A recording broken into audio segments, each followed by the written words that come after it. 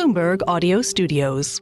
Podcasts, radio, news. Former New York Fed President Bill Dudley writing in his new column that just dropped across Bloomberg, the Fed can and must at times make assumptions about what politicians will do. When the Trump administration's tariff and deportation policies come into focus, that outlook may become less rosy. Bill Dudley, I'm so pleased to say, joins us now. Bill, thank you so much for being with us.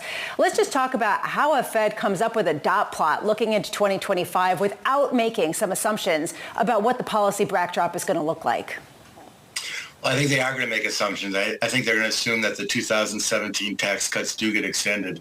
So I think what Powell said at the last press conference, we don't guess, speculate, assume, is actually contradicted by what they actually did in December 2016 when they did include the fiscal policy stimulus that they thought was going to be enacted by the first Trump administration.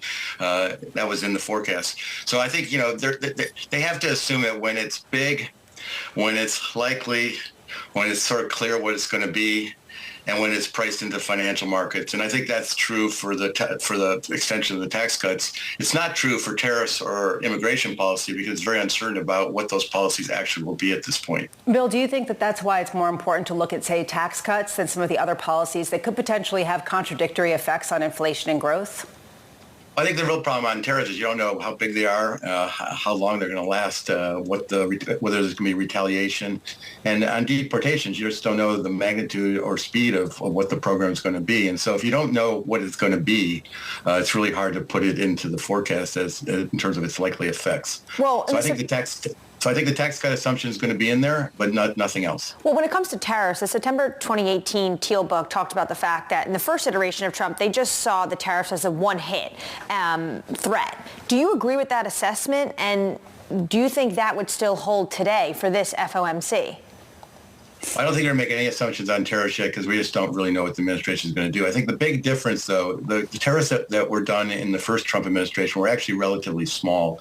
The total tariff on imports went from 1.5% of imports to 3% of imports during the first Trump administration. We're talking about much bigger numbers now. We're talking about 10, 20%, 60% against China.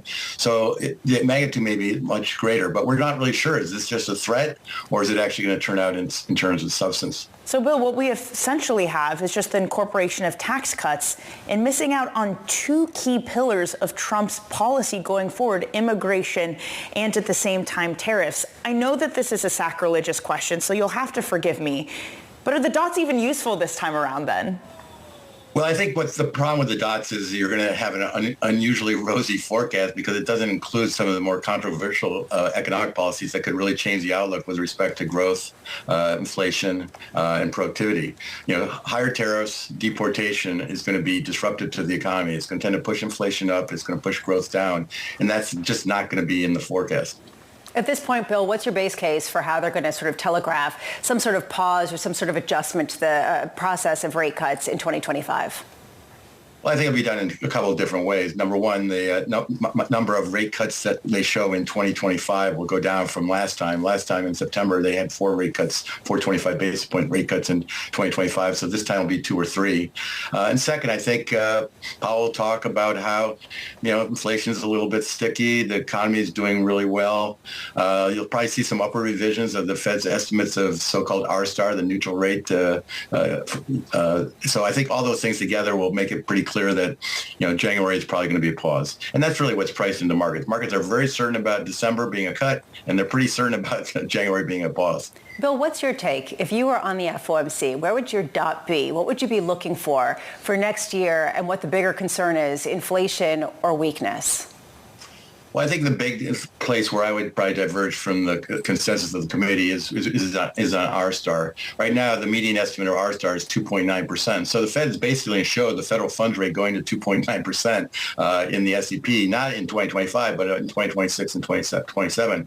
I'd have a higher R-star, probably something in the order of 3.5%, maybe a little bit higher. So I would not have as much cumulative easing of monetary policies as what the Fed will have. And that seems to be where the market's at right now, certainly as well. Absolutely. Former New York Fed President Bill Dudley, thank you so much for being with us.